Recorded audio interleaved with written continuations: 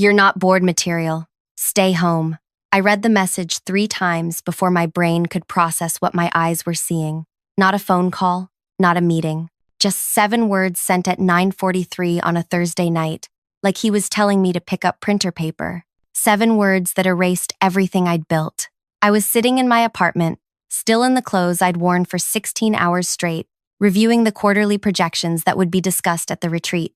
The retreat I'd been preparing for. The retreat where I was supposed to present the expansion model I'd spent 4 months developing. My thumbs hovered over the keyboard. I could feel my heartbeat in my fingertips.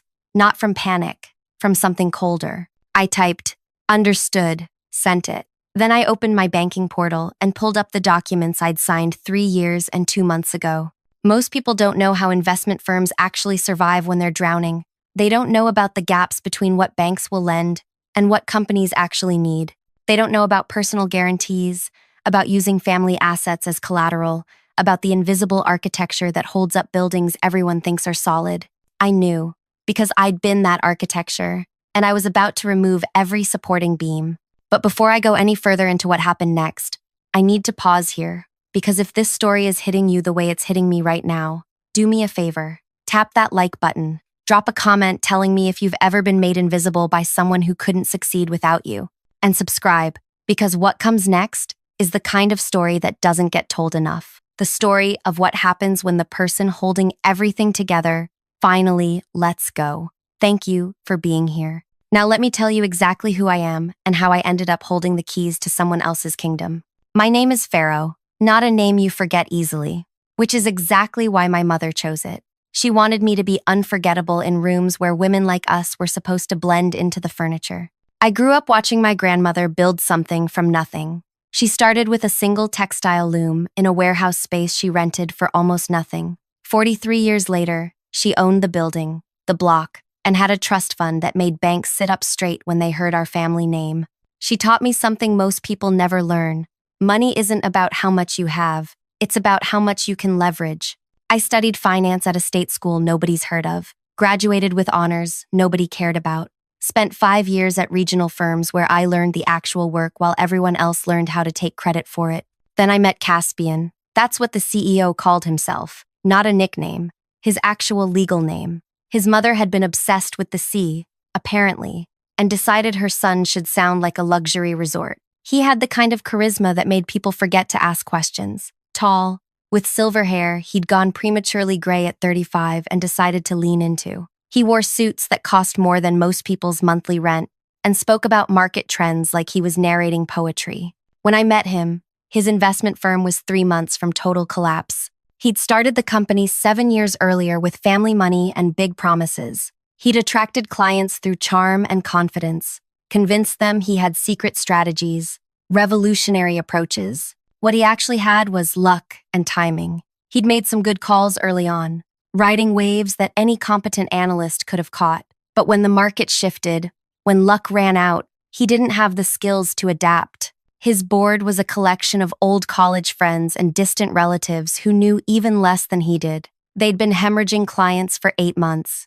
3 of their biggest accounts had pulled out completely. The rest were asking pointed questions about returns that kept shrinking.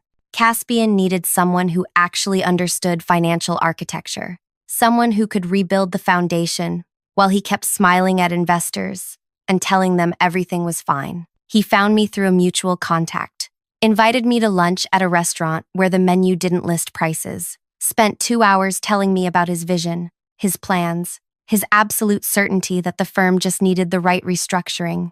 "I need someone brilliant," he said, leaning forward like we were conspirators. "Someone who sees the solutions everyone else misses."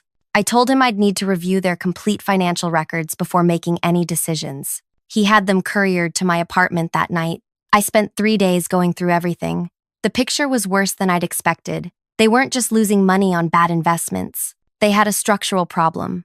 Their entire operation was built on credit they couldn't sustain. They'd been using short-term loans to cover long-term obligations, and the banks were starting to notice. I called Caspian and gave him the assessment. "You're 6 weeks from defaulting on your primary credit line. Your collateral is overextended. No bank is going to refinance you with these numbers." Silence on his end. "Unless," I continued, You completely restructure your funding model. You need a personal guarantee from someone with actual assets. You need to consolidate your debt under a single facility with better terms. And you need someone who can manage it properly. Can you do that? His voice had lost all its smoothness.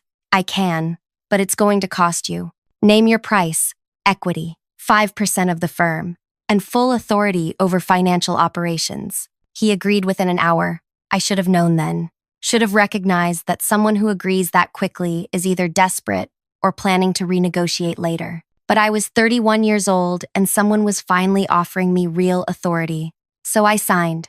The restructuring took 6 months of the hardest work I'd ever done. I started by going to my family's bank, the one that had held my grandmother's trust for 4 decades. I met with the senior loan officer, a woman named Bellamy who'd known my grandmother personally.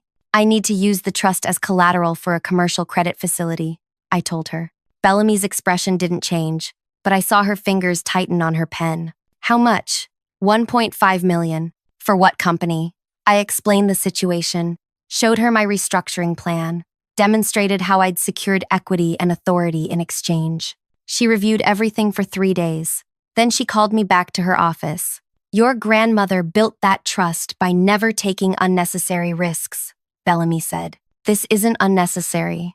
This is calculated. Your grandmother would ask why you trust this CEO. I don't trust him.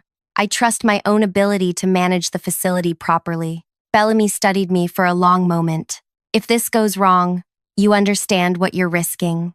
Everything. Yes, I understand. She approved the facility. The paperwork took 2 weeks. I read every clause, every provision, every exit condition. There was one section I made Bellamy highlight for me. Personal guarantor maintains unilateral right to withdraw from agreement with 72 hours written notice. Why are you flagging that? Bellamy asked. Insurance, I said. I didn't tell her what I really meant. I didn't tell her I was marking my exit door before I even walked into the building. When the facility went through, Caspian's firm had breathing room for the first time in a year. I consolidated all their scattered debts, negotiated better terms with their creditors, and restructured their investment approach to focus on sustainable growth instead of desperate gambles. Within 3 months, clients stopped leaving. Within 6 months, we started attracting new ones. Within a year, the firm was profitable again. Caspian told everyone he'd turned the company around through visionary leadership. I watched him give interviews where he talked about his strategic pivot, his market insights, his ability to weather storms. He never mentioned my name. Not once. At first, I told myself it didn't matter. I had my equity. I had my authority over financial operations. I had the satisfaction of knowing the work was solid. But then the board meetings started. There were 8 board members, all men, all old friends of Caspian's family or early investors who'd bought in when the company was just an idea. I wasn't invited to board meetings. Your operations, Caspian explained when I asked. Board meetings are for strategic oversight. You handle the execution. Execution. Like I was just following orders instead of designing the entire system. I let it go. Told myself titles didn't matter. Then the annual retreat came up. Every year, the board spent a long weekend at a resort in the mountains. They discussed strategy, approved budgets, made decisions about the firm's direction. Every executive attended, the chief investment officer, the head of client relations, even the marketing director. I assumed I'd be going. I'd prepared a presentation about expanding into a new market sector. I'd spent 4 months analyzing opportunities, building financial models, stress testing every scenario. The expansion would require extending our credit facility by another $700,000.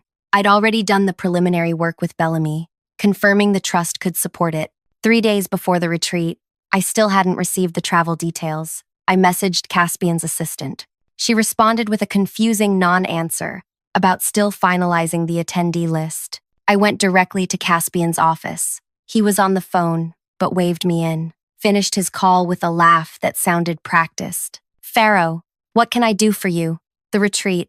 I haven't received the travel information. His expression shifted, just slightly, a microscopic tightening around his eyes. Right, about that. He stood, walked to the window, kept his back to me. I've been thinking about the attendee composition this year. We're trying to keep it focused. Core leadership only. I manage all financial operations. And you do it brilliantly. But the retreat is really about board relationships, investor relations, high-level strategy. The expansion proposal is high-level strategy. I'll present that for you. You've done excellent work on it. Something in my chest went very quiet. You'll present my work. Our work. This is a team effort. He turned back, gave me a smile that probably worked on clients. You're invaluable, Pharaoh. But not everything requires your direct involvement. I left his office without responding, went back to my workspace, and tried to focus on the quarterly reports that needed finishing. That night, at 9:43, the message came through. You're not board material. Stay home. I read it in my apartment, still wearing my work clothes, surrounded by papers covered in my handwriting, my analysis, my projections. Stay home. Like I was a child being excluded from adult conversations. Like I hadn't personally guaranteed the money that kept his company alive. I sat there for 27 minutes, not moving, not thinking, just existing in the moment where everything crystallized. Then I picked up my phone and typed my response. Understood. My hands were perfectly steady. I opened my banking app, pulled up Bellamy's direct line. It was nearly 10:30, but Bellamy answered on the second ring. Pharaoh, I need to invoke the withdrawal clause on the credit facility. Silence. Tonight? Yes. Can I ask why? Because I'm done being invisible. More silence. Then, I'll start the paperwork. You're certain? Completely. This will freeze the facility within 48 hours. They'll have 72 to secure alternative collateral, or they default. I know, Pharaoh, your grandmother, would tell me never to let anyone treat me as disposable. Process it, Bellamy. I heard her typing. Done. Official notice will be filed at market open tomorrow. They'll receive notification by 10 a.m. Thank you. I hung up. Then I did something I hadn't done in 3 years. I turned off my phone, made chamomile tea, and sat by my window watching the city lights blur into abstract patterns. For the first time in longer than I could remember, my shoulders weren't tight. My jaw wasn't clenched. I felt weightless. The next morning, I slept until 9. Made breakfast, did yoga, read 3 chapters of a novel I'd started 8 months ago and never finished. At 2 p.m., I turned my phone back on. The screen exploded with notifications, 68 missed calls, 42 voicemails, 109 text messages. I scrolled through them slowly, like reading a story about someone else's catastrophe. The financial controller, emergency, call immediately. The chief investment officer, what's happening with the credit facility? 3 messages from board members I'd never heard from before, and 17 from Caspian.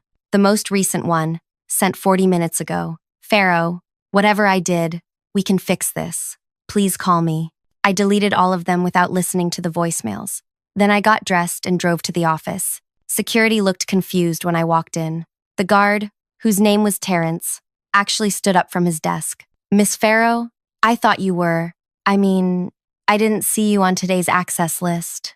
I'm just collecting some personal items, I said. He hesitated, then nodded. They'd removed me from the retreat attendance, but hadn't thought to revoke my building credentials. Amateur hour. I took the elevator to the 7th floor. The offices were mostly empty. Everyone important was at the retreat, discovering that their financial foundation had just evaporated. I walked through the space I'd inhabited for 3 years, past the workstations, where I'd spent countless nights rebuilding their systems, past the meeting rooms where I'd explained concepts to people who nodded like they understood but clearly didn't. My workspace was exactly as I'd left it, organized, efficient, impersonal except for one thing. On the shelf above my computer sat a photograph of my grandmother, taken when she was 65, standing in front of her textile mill. She wasn't smiling. She looked directly at the camera with absolute certainty about who she was and what she'd built. I took the photograph, left everything else. As I walked back toward the elevator, I heard shouting from the conference room. Multiple voices, overlapping, panicked. I paused outside the door. Can't just freeze the entire facility. Need alternative collateral by Monday or we default. Where is Pharaoh? Someone get Pharaoh on the phone. I kept walking. My phone rang as I reached my car. Caspian. I let it ring 4 times before answering. Pharaoh. His voice was ragged. Thank God. Where are you? Leaving the office. You need to come to the retreat. Right now. We have a situation. I'm not board material, remember? I should stay home. This isn't the time for… Look, something happened with the credit facility. The bank is saying you withdrew your guarantee? That's correct. Dead silence. You can't just do that. I can. Clause 17, Section 3, personal guarantor maintains unilateral withdrawal rights with 72 hours notice. Pharaoh. He said my name like he was trying to calm a dangerous animal. You're upset. I understand. The message last night was poorly worded, but you can't tank the entire company over being told I'm not board material. It came out wrong. Did it? I leaned against my car, watching clouds move across the sky. Or did it come out exactly right? Did it finally say what you've been communicating for 3 years without the courtesy of words? That's not fair. Fair? You want to discuss fairness? My voice stayed level, calm.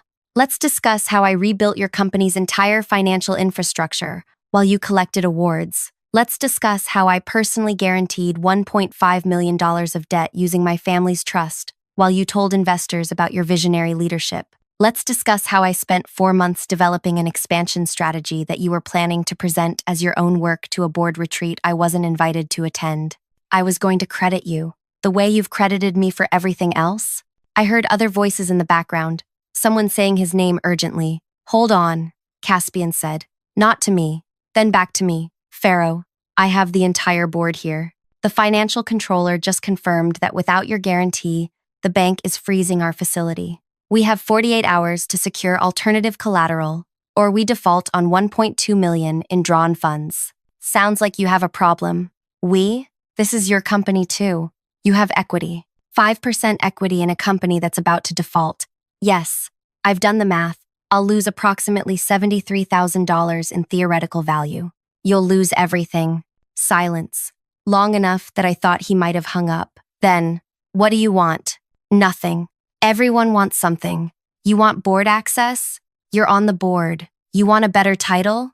Name it. You want more equity? We can restructure. Caspian. I cut him off. You're not listening. I don't want anything from you. I wanted basic respect. I wanted recognition for the work I did. I wanted to be treated like I mattered. You had 3 years to offer any of those things. You chose not to. So, now I'm choosing to. This is insane. You're destroying the company over your ego? I laughed. Actually laughed. My ego? That's extraordinary coming from someone who spent 3 years accepting applause for work he didn't do. If this facility defaults, it ruins both of us. No, it ruins you. My grandmother's trust is protected. The withdrawal clause is clear. I'm released from all liability the moment I filed notice. The bank confirmed it this morning. You planned this. His voice changed. Harder. You've been planning this. I planned for the possibility that you'd eventually reveal who you actually are. Turns out I was right. Pharaoh, please. The hardness cracked. I made a mistake. One message. You can't end everything over one message. It wasn't one message. It was 3 years of messages. Last night was just the only one you bothered to type out. I heard someone in the background say something about emergency board votes. I have to go, Caspian said. But this conversation isn't over. We're going to fix this. No, I said quietly. We're not, because there is no we. There never was. I hung up, drove home through afternoon traffic, listening to a podcast about marine biology, something completely unrelated to finance, to business, to any of it. My phone kept buzzing. I turned off the sound. At home, I made dinner. Actual dinner, with vegetables and protein and grains, instead of the takeout containers that had filled my recycling for 3 years. I ate slowly, tasting everything. Then I opened my laptop and checked my email. 3 messages had arrived in the past 2 hours. The first was from Bellamy. Withdrawal processed. You're officially released from the facility as of 5 p.m. today. Your grandmother would be proud. The second was from a headhunter I'd worked with years ago. Heard through the grapevine that you might be exploring new opportunities. Several of my clients would be very interested in speaking with you. The third was from someone named Vex. I didn't recognize the name, but the email signature identified him as CEO of a competing investment firm, one of the larger ones in the city. The message was brief. I've been watching your work for 2 years. We should talk tomorrow, if you're available. I stared at that message for a long time. Then I replied, I'm available. The next morning, I woke up to 63 new missed calls. I made coffee, showered, dressed in clothes I actually liked instead of the armor I usually wore to the office. My phone rang. A number I didn't recognize. I answered. Is this Pharaoh? A woman's voice. Professional, but strained. Yes, this is Hollis. I'm on the board at Caspian's firm. We've never met, but I need to speak with you urgently. I'm listening. The credit facility situation. Caspian explained that there was a miscommunication, and you withdrew your guarantee in response. There was no miscommunication. I was told not to attend the board retreat because I'm not board material. I responded by removing myself from all involvement with the company. That seems extreme, does it? If I'm not qualified to attend a board retreat, why should I be qualified to personally guarantee $1.5 million in company debt? Silence. You make a fair point, Hollis said finally. But the company is facing default. Caspian says you're the only one who can fix this. Caspian is mistaken. He can fix this himself. He can use his personal assets as collateral. He can approach his family for guarantees. He can demonstrate the financial acumen he's been claiming to have for 7 years. His assets are already fully leveraged. His family won't. She stopped. We both know he can't secure this facility on his own. Then I guess he has a problem. Pharaoh, I'll be direct. I've reviewed your work. I know what you've built here. I know Caspian has taken credit for things you designed. But if the company defaults, a lot of people get hurt. Employees who had nothing to do with this. Clients who trusted us.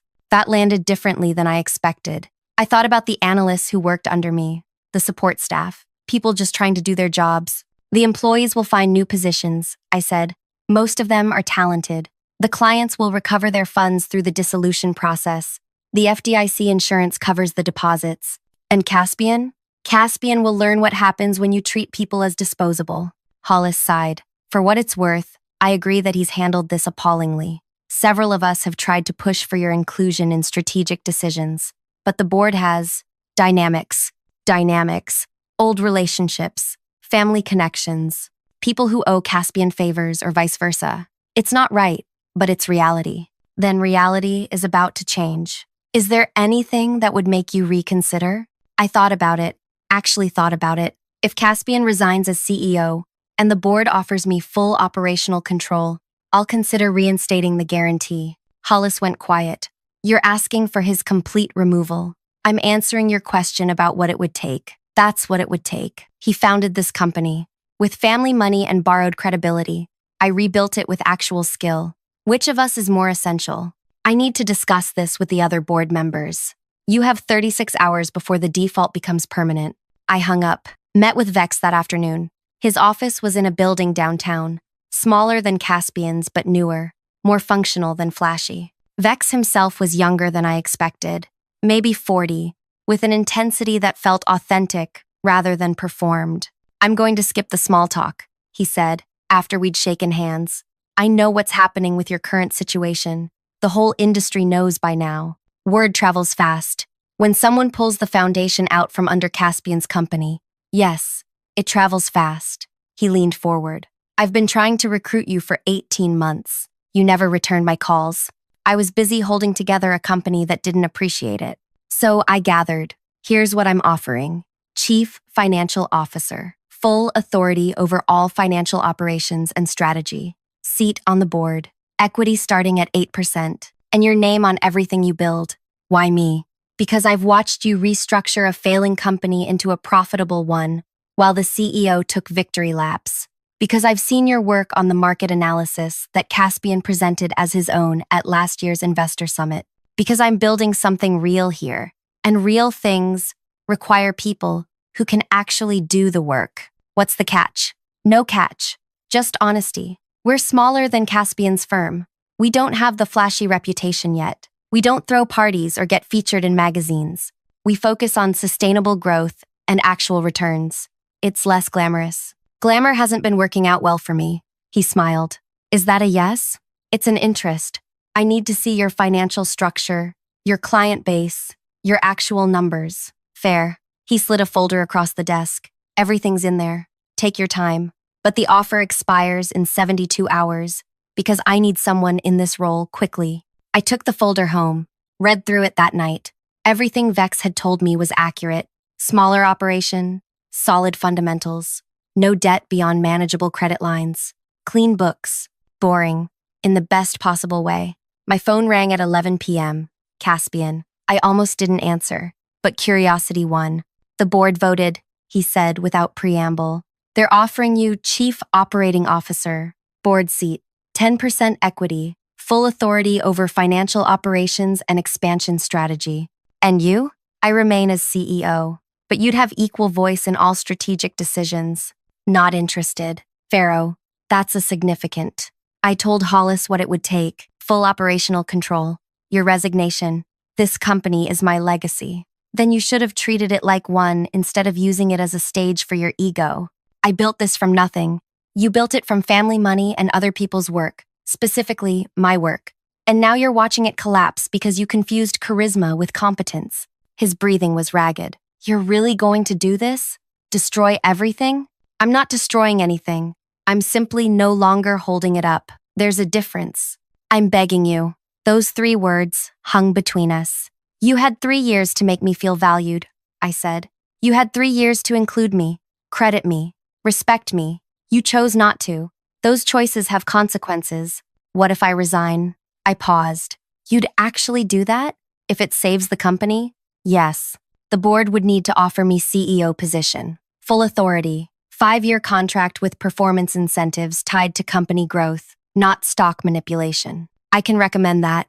And you'd need to publicly acknowledge that the financial restructuring that saved this company was my work. Press release, investor memo, all of it. Silence. That humiliates me, he said finally. No, that's just honesty. Humiliation is being told, you're not board material after personally guaranteeing the debt that keeps the lights on. More silence. I'll talk to the board, he said. But I can't guarantee they'll agree. Then I guess we'll see how badly they want to avoid default. I hung up, didn't sleep well that night. Not from anxiety, from something else. Something that felt like watching a storm approach and knowing you're the one who called it. The next morning, Hollis called. The board has agreed to your terms. Caspian will resign effective immediately. You'll be offered the CEO position with the contract specifications you outlined. Caspian will issue a statement acknowledging your role in the company's restructuring. And the guarantee? We're asking you to reinstate it so we can avoid default while the transition happens. I thought about the employees, the analysts who'd worked late nights beside me, the support staff who kept everything running. I'll reinstate it on one condition. The company commits to transparent attribution of work going forward. Every presentation, every investor memo, every public statement credits the people who actually did the work. Agreed. Put it in writing. Send it to my attorney. I gave her the contact information. We need your answer today. You'll have it when I receive the signed documents. The documents arrived by courier at 3 p.m. I read every word. My attorney read every word. Everything was there. CEO, position, authority, contract terms, the acknowledgement clause. I signed. Then I called Bellamy. I'm reinstating the guarantee. Same terms as before, but with a modification. I want the facility in my name with the company as the borrower. Not a personal guarantee, a facility I control. That changes the structure significantly. I know. Can it be done? If the company agrees to subordinate their rights to yours. Yes, they'll agree. They did. By 6 p.m., the new facility was in place. The company was saved from default. I was the CEO, and Caspian was gone. The press release went out the next morning. After 7 years of leadership, founder Caspian is stepping down as CEO. The board has appointed Pharaoh as his successor. Caspian wishes to acknowledge that the financial restructuring, credited with saving the company during its critical period 3 years ago, was designed and implemented by Pharaoh, whose strategic vision and personal financial commitment provided the foundation for the company's current stability. My phone exploded with messages, reporters wanting interviews, industry contacts wanting to congratulate me, competitors wanting to know if I was hiring, and one message from Caspian, I hope you're happy. I didn't respond. 3 weeks later, I was sitting in what used to be Caspian's office.